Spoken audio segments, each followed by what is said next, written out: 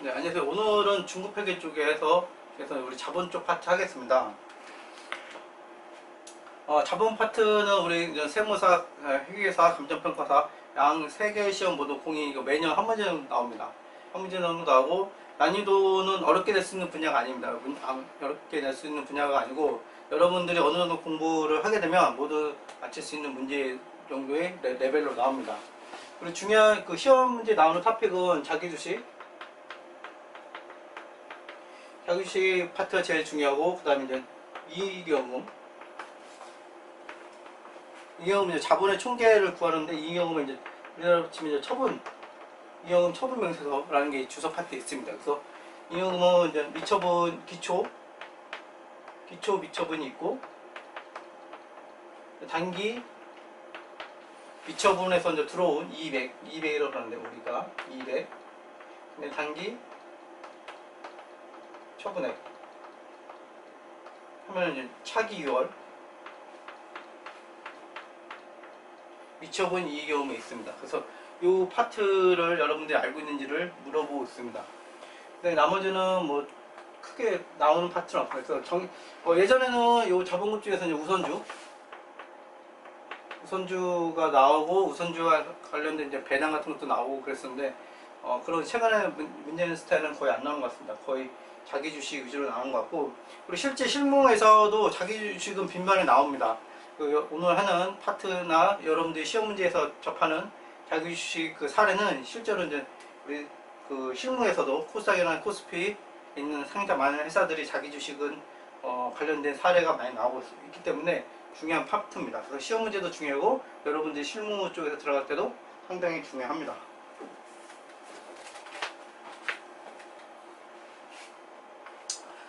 먼저 시험 파트 쪽 시험에 자주 나오는 것 하기 전에 기본적으로 자본하고 지분 상품에 대해서 간략히 보겠습니다. 지분 상품은 여러분들이 잘 아시겠지만 금융상품 쪽에서 나오는 개념을 이제 하위 개념입니다. 그래서 지분 상품이란 자산의 모든 부채를 차감한 후에 잔여 지분을 나타내는 모든 계약이다. 자본 한번 보면 자본은 자산에서 모든 부채 차감한 후에 잔여 지분이다. 말이 약간 비슷해서 동일한 의미로 여러분들이 해석할 수가 있는데, 지분 상품에는 계약이라는 단어가 있습니다. 계약.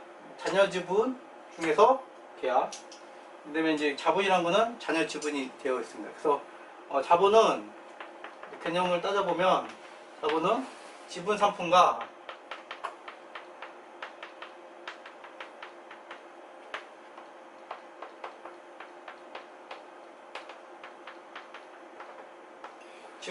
지분 상품 외로 구분할 수가 있어요. 그래서 자본의 개념이 지분 상품 개념보다 큰 겁니다. 그래서 당연히 이 동일한 개념은 아니고 이 정도만 알고 계시면 됩니다. 그래서 우리가 자본과 지분 상품이 다르다. 그래서 지분 상품과 자본은 동일한 개념이 아니다. 이 정도 알고 계시면 될 것 같고,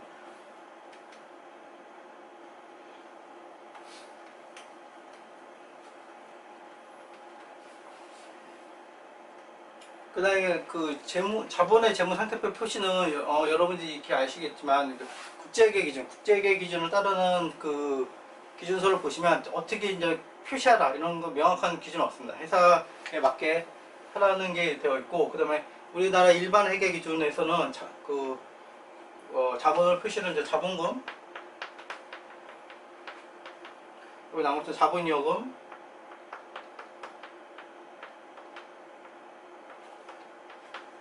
자본조정,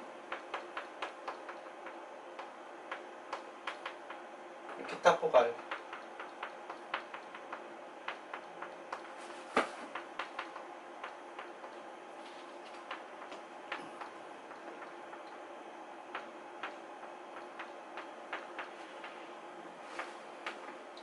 이렇게 크게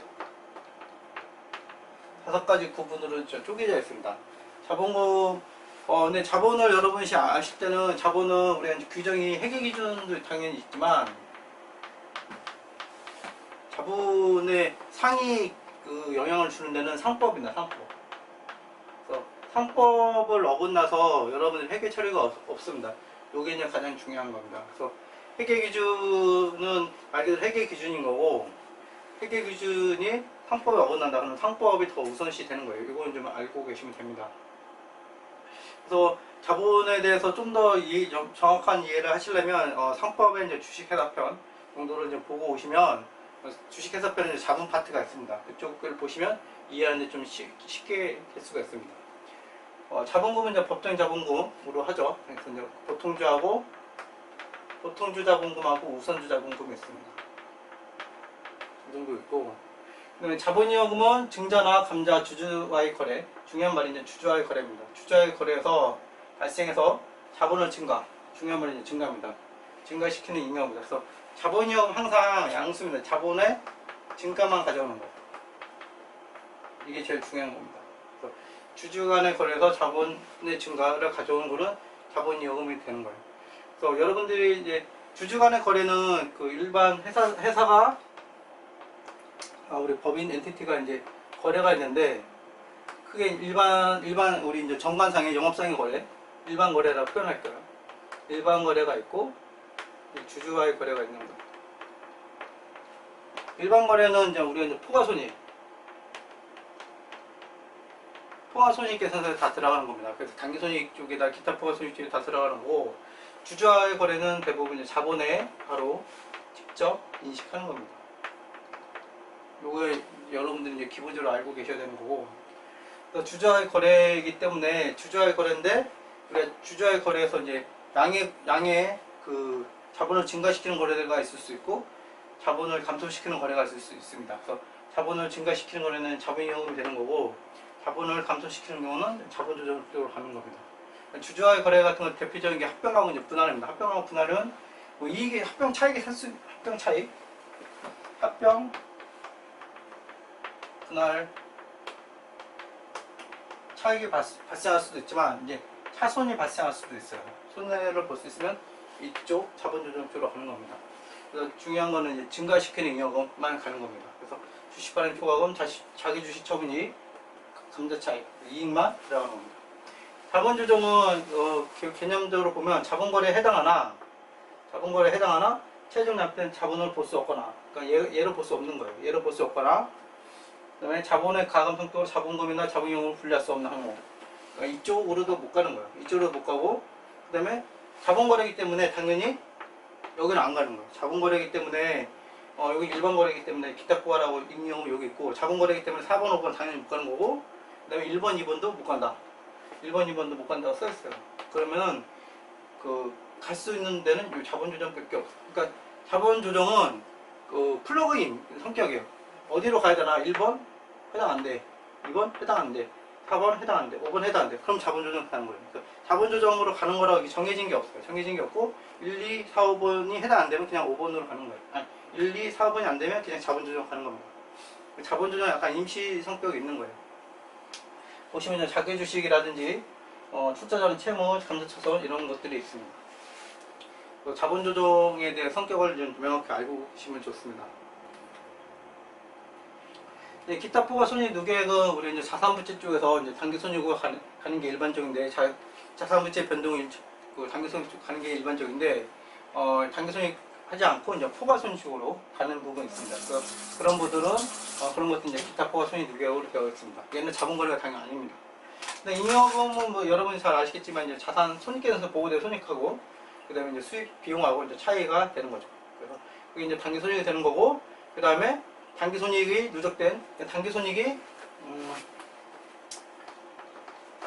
처음에 단기손익이 된 거고 1년, 2년, 3년 되면 이제 누적된 단기손익이 있는 거예요. 이게 누적된 단기손익이 있고, 누적된 단기손익은 얘는 우리 상법상에서 보면 회사가 처분 가능한 거예요.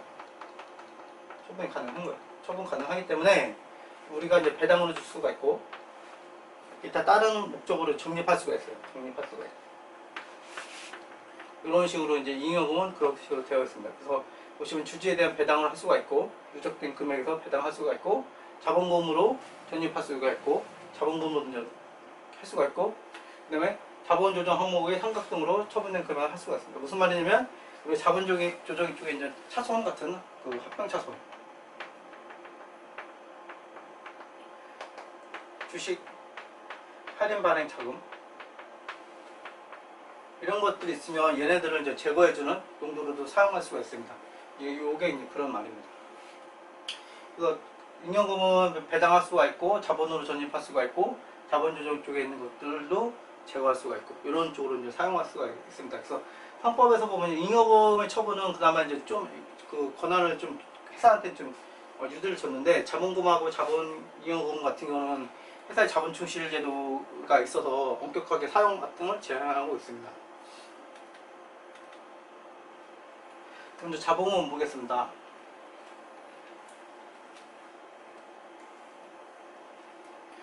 자본금은 이제 상법에서 이제 규정하고 있습니다. 자본금 상법에서 규정하고 있고 우리나라는 그 무액면 주식도 가능합니다. 무액면 주식. 액면이 없는 거예요. 액면이 없는 거고 얼마를 발행하겠다는 거 이게 이제 무액면 주식인 거고 무액면 주식을 이제 발행하는 경우는 액면 주식을 발행할 수 없다. 그러니까 하나만 하는 거죠. 회사가 이제 액면 주식과 무액면 주식을 하나만 하는 거예요.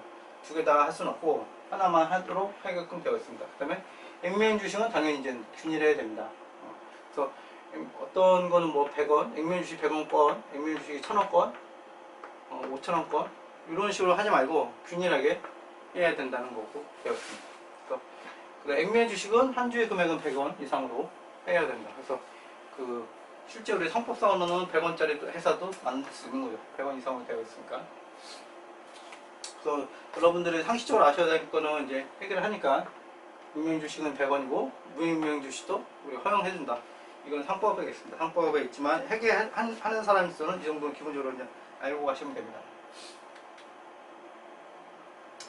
종료 주식 안 오는데 종료 주식이란 거는 우리가 이제 그 우선주, 보통주, 우리 흔히 보통주, 우선주라고 그러는데 이런 것들을 이제 종료 주식이라고 말합니다. 그래서 종료 주식은 다음처럼 규정하고 있는데 그러니까 이익의 배당, 자녀재산 분배, 주중에서 의결권, 행사, 상한, 전환 등에 대해서 내용이 다른 종류의 주식. 그러니까 이런 것들이 다 내용이 다른 겁니다. 보통주와 우선주는 일반적으로 이제 우선주라는 건 먼저 이익 배당에 먼저 참여한다는 게 우선주고 보통주는 기본이 되는 거고 늦게 참여하는 게 있어요. 그런 건 후선주 이렇게 부르는데 실제 후선주에서는 실무적으로 잘 거의 못 본 것 같습니다. 그래서 우선주, 보통주라는 거는 참여 순서라고 보시면 됩니다. 우선주는 배당할 때 내가 먼저 참여할 수 있는 게 우선주예요. 그래서 다른 것들은 권리 쪽에서 이제 두 번째 넣겠죠.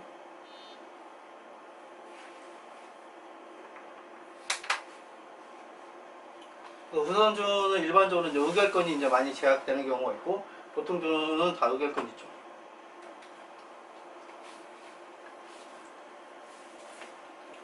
이익 배당이나 자녀 재산 분배에 있어서 제한이나 우선권이 없는 기준이 되는 주식. 아까 제가 말씀드린 것처럼 기준이 되는 주식이 이제 보통주입니다. 용어가 이제 보통주라서 좀 어감이 좀 그런데 기준이 되는 주식이라고 생각하시면 되고 그다음에 이익 배당이나 자녀 재산 분배에서 우선권을 부여한 주식이 우선주입니다. 먼저 참여하는 거예요. 우선주입니다. 그러니까 순서로 이제 우선주냐 보통주를 정한 겁니다. 그리고 우선주는 누적적 우선주하고 이제 비누적적 우선주가 있습니다. 그래서 회사가 이제 배당을 주는데 매년 배당을 주는데 결손이 날 때가 있어요. 결손이 나면은 우리가 배당을 못 주니까 그 못 준 거를 다음 연도에 주겠다. 그러면은 누적적 우선주가 되는 거고 올해 배당 못 준 거는 이제 끝난 거다. 다음 없으면 이제 비누적적 우선주로 되어 있습니다. 그 다음에 이제 참가자 우선주와 비참가자 우선주가 있는데 참가자 우선주는 이제 우리 이제 배당 금액이 예를 들면 10,000원인데 그래서 우선주한테는 2,000원 먼저 가고 보통주한테는 4,000원 먼저 갑니다. 그러면 자녀가 4,000원인데 이 4,000원에 대해서도 참여할 수 있으면 참가자 우선주가 되는 거고 참여할 수 없으면 비참가자 우선주가 되는 겁니다. 그래서 이거는 뭐 그 실무자 한 번 정도 읽어보시면 될 것 같습니다. 다음은 상한 주식 보겠습니다. 상한 주식은 기본적으로 우리 상법을 토대로 하기 때문에 상법상으로는 우리가 이제 그 자본으로 되어 있습니다. 회사는 정관으로 정하는 바에 따라서 회사에게 소각할 수 있는 종류의 주식을 발행할 수 있다. 그래서 이익으로 이제 그 소각할 수가 있는 거예요. 그러니까 뭐냐면 우리가 발행하면 상한 우선주, 보통 상한은 이제 우선주로 보통 발행합니다. 상한 우선주고 상한 우선주가 이제 사라지면 우리가 이제 그 이익으로 상환할 수가 있는 거예요. 그리고 중요한 거는 이게 중요한 게 아니라 실제로 여러분들 개념적으로 중요한 거는 상하 우선주는 이제 자본이 될 수가 있고 부채가 될 수 있어요. 부채가 될 수 있는데 기본적으로 상한 우선주는 우리 이제 부채될 가능성이 높은데 상한권을 이제 우선주에 부여되는데 보시면 상한권은 이제 계약에 따라서 발행회사가 가질 수도 있고 반대로 상한 주식을 취득하는 주주가 가질 수도 있습니다. 그 우리가 계약서상의 주주와의 계약에서 정해질 수가 있는데 보시면 이제 주주가 상한권을 갖으면 발행하는 경우 상한권을 행사하면 우리가 이제 갚아야 되죠. 그러니까 주주가 있으면 주주가 상한권 행사하면 기업은 이제 무조건 의무적으로 기업 의무가 발생하는 거예요. 그러니까 갚을 의무가 있는 거죠. 갚을 의무가 있기 때문에 이 성격이 약간 부채 성격으로 넘어가는 겁니다. 그래서 주주가 있으면 주주한테 이제 그 취득한 주주가 상한권을 갖고 있으면 기업 입장에서는 부채가 되는 거예요. 그래서 상한할 의무가 있기 때문에 상법 규정으로 자본으로 볼 수 있으나 우리 회계 기준에서는 부채로 분류하는 거예요. 그러나 발행회사가 상한권을 갖는다면 한국주택기준서에서는 회사가 상한권을 회피 불가능하기 때문에 자본으로 인정한다. 그리고 이제 기업이 이제 상한권을 갖고 있으면 기업이 이제 상한할 의도가 이제 없으면 이제 자본으로 보는 거예요. 그래서 일단 주주가 그 상한 우선주를 취득한 쪽에 상한권이 있으면 무조건 부채를 보시면 되는데, 근데 상한 우선주가 이제 그 회사한테 있으면 실제로 이제 이런 게 진짜 확실한지를 판단해 보시고 자본이 아니냐를 판단해 보시면 됩니다. 그래서 쉬운 문제는 아니에요. 개념적으로는 쉬운데 실제 왜냐면 계약 같은 게 이제 많이 복잡하게 되어 있습니다. 그래서 실제로 쉬운 문제 아닙니다. 전환 주식도 이제 거의 마찬가지입니다. 전환 주식도 우리가 그 상한 우선주랑 마찬가지인데, 상한 주식은 말 그대로 이제 현금으로 이제 그 상환을 해놓은 거예요. 약간 상환하는 건데, 전환 주식은 여기 나온 것처럼 이제 다른 종류로 이제 그 전환할 수가 있는 거니까, 보통 전환 우선주는 그 보통주로 보통 전환이 됩니다. 상한 주식은 실무에서 잘 나타나지 않아요. 상한 하나만 있는 거는 잘 나타나지 않아요. 왜냐면 상한 우선주는 기업 입장에서 보면 대부분 저 상한 우선주가 대부분 이제 상한권을 대부분 취득하는 회사한테 가고 있습니다. 그렇기 때문에 별 메리트가 없어요. 왜냐면 부채로 계정 분류하기 때문에 굳이 상한 우선주를 갈 필요가 없고 우리가 사채를 발행하면 됩니다. 그래서 상한 우선주는 많지 않은데 이 전환 우선주는 좀 많이 있어요. 그래서 실제로 상한 우선주도 발행을 할 때는 이 상한 우선주도 실제 발행할 때는 앞에 전환권하고 이제 상한권하고 이제 동시에 결합해서 이제 그 우선주를 발행하지 상한 우선주 하나만 하는 경우는 적습니다. 전환 주식은 여기 나온 것처럼 이제 다른 종류로 전환할 수 있는 겁니다. 그래서 마찬가지로 이제 전환권은 이런 그 우선주에 부여되는데 일반적으로 우선주에 부여됩니다. 그래서 전환 우선주라는 표현을 실무에서 많이 쓰는데 상법상 얘도 마찬가지로 전환 우선주는 자본으로 분류되지만 우리가 이제 한국채택국제회계기준에서는 이 전환 조건에 따라서 금융부채로도 분류가 될 수가 있습니다. 왜냐면 전환 조건이라는 게 이제 변동 가능하다. 그러니까 자본이라는 거는 고정이 돼야 돼요. 그러니까 수령하고 금액이 고정돼야 되는데 그 고정되지 않으면 자본이 왔다 갔다 합니다. 그래서 리피싱 조건이라든지 이런 수량이 이제 확정되지 않으면 우리가 자본의 개념에 맞지 않기 때문에 그런 조건들이 있으면 우리가 전환 우선주를 부채 성격으로 봅니다. 그래서 전환행사 비율이 고정되지 않다면 자본 개념에 맞지 않기 때문에 전환 우선주를 금융부채로 분류합니다. 그래서 회사가 이제 그 전환 우선주를 자본으로 분류하고 싶으면 그런 조건을 사전적으로 검토한 다음에 가야 됩니다. 전환 조건에 따라서 전환 우선주는 보통주가 될 수도 있고 금융부채가 될 수가 있습니다. 상한 전환 우선주는 제가 이제 아까 앞에 말씀드린 것처럼 상한 그 주식하고 전환 주식을 합친 겁니다. 그래서 실무적으로는 상한 전환 우선주하고 전환 우선주가 이제 실무적으로 이제 발행되고 있습니다. 여기도 마찬가지입니다. 상한권이 이제 취득한 회사에 있으면 그 부채로 보는 거고, 전환 조건이 이제 그 고정되지 않았으면 또 부채로 봅니다. 그래서 앞에 조건을 합쳐서 여러분들이 보면 됩니다. 또 실제로 이쪽 문제도 우리 주식 종류 문제도 이제 실제로 시험에 나오기는 좋은 문제인데 이쪽은 제가 보니까 금융상품 쪽하고 결합돼서 많이 나오고 있습니다. 자본만의 독립된 문제로 나오진 않고 금융상품에 같이 혼합돼서 나오는 거고 있습니다. 자본금의 이제 증가 거래 이쪽 부분부터가 이제 시험 문제에서 이제 다루어지는 부분입니다. 자본금의 증가 거래는 자본금의 증가는 당연히 이제 실제로 순자산이 증가하는 순자산이 실제로 증가하는 그 자본금 증가했고 순자산이 변동이 없는 이런 크게 두 가지가 있습니다. 얘는 유상이고 얘는 무상이죠. 무상. 그래서 유상증자는 말 그대로 이제 현금이 들어오는 거죠. 자산이 들어오는 거고 요거 같은 경우는 현금이 들어올 수도 있고 현물이 들어올 수가 있습니다. 얘는 보통 현물 투자라고 그러는데 그래서 크게 두 가지가 있고 실무에서는 현물 투자도 간간히 일어납니다. 그래서 현물 투자가 전혀 일어나는 건 아니고 현물 투자도 간간히 일어나고 있습니다. 그래서 현물 투자할 때는 당연히 현금은 우리가 이제 가치가 고정됐겠다보다도 측정이 쉽잖아요. 그런데 현물은 우리가 이제 측정하기가 어려워요. 측정하기가 어렵고 장부 금액을 할 거냐 공정가치를 할 거냐 이런 문제가 항상 생깁니다. 여러분들 해결을 하게 되면 이제 그런 측정의 문제, 측정이 돼야 되니까 측정의 문제를 생각하시면 되고 측정의 문제는 항상 장부하고 공정가치 문제가 있습니다. 장부는 이미 장부에 있기 때문에 이미 확보된 금액이고 공정가치는 시장에 있기 때문에 우리가 측정을 해야 됩니다. 그렇지만 이제 공정가치는 이제 얼마나 정확하게 측정할 수 있냐 이런 문제가 되어 있지만 IFRS 이런 기준 최근에 그 취지는 대부분 이제 공정가치로 하는 게 이제 기본 취지라고 보시면 됩니다. 그래서 마찬가지로 현물 투자도 우리가 이제 기본적으로는 공정가치를 이제 신뢰성 있고 합리적 측정만 가능하면 다 공정가치로 이제 다 측정하는 게 기본 원칙입니다. 그래서 유상증자는 여러분이 잘 알고 있는 거고 액면 미달은 우리가 이제 자본 충실이라든지 채권자를 보이기 때문에 엄격하게 이제 제외를 하고 있고 예외적으로 이제 허용하는 경우가 있습니다. 오늘 성법 쪽에서 문제 나는 거고 회계 쪽에서는 문제 나오지 않습니다.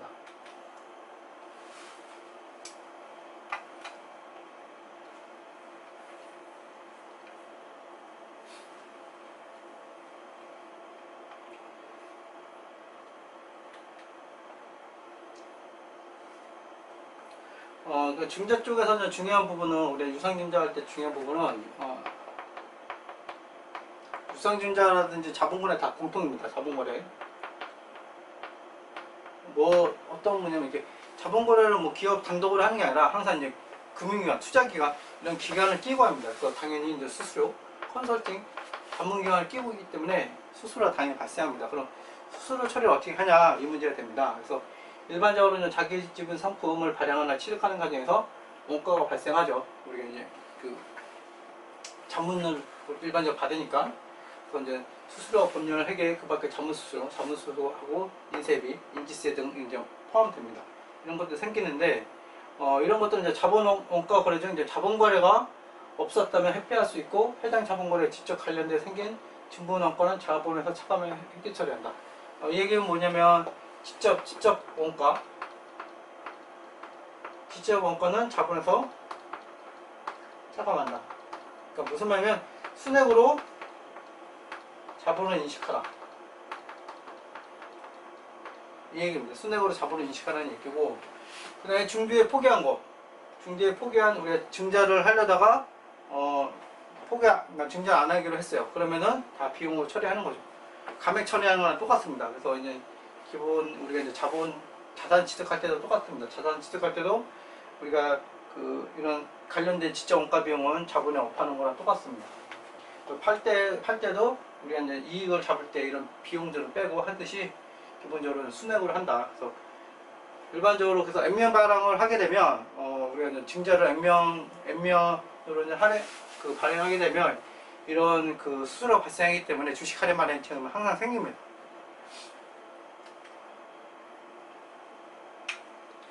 현물 투자 보겠습니다.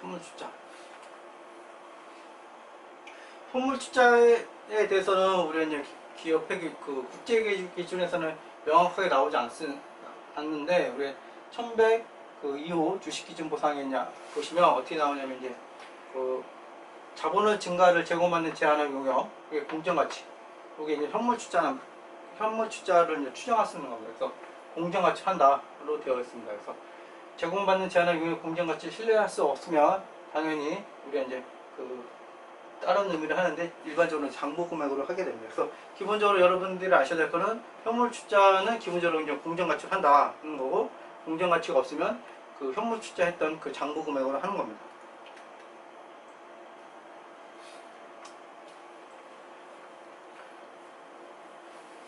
무상증자 같은 거는 우리가 이제 주식거래 만행 차감이라든지 이런 잉여금이 많이 유보된 게 있으면 우리가 잉여금 가지고 자본금을 할 수가 있습니다. 그래서 증자를 하게 되면 이익이익금이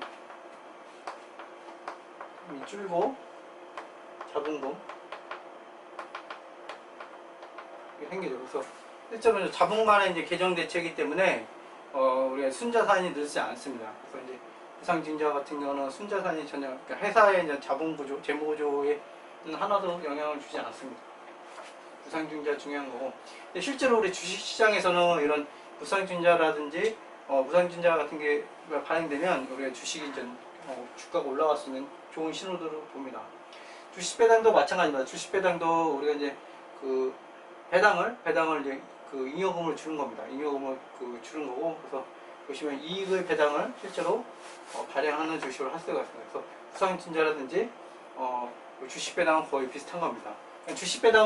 배당이 때문에 당연히 잉여금만 할 수가 있는 거고, 무상증자는 이익여금과 자본이익금도 할 수가 있는 거고, 이 두 개의 차이가 있는 거지 이쪽 자본금이 늘어나는 거는 똑같습니다.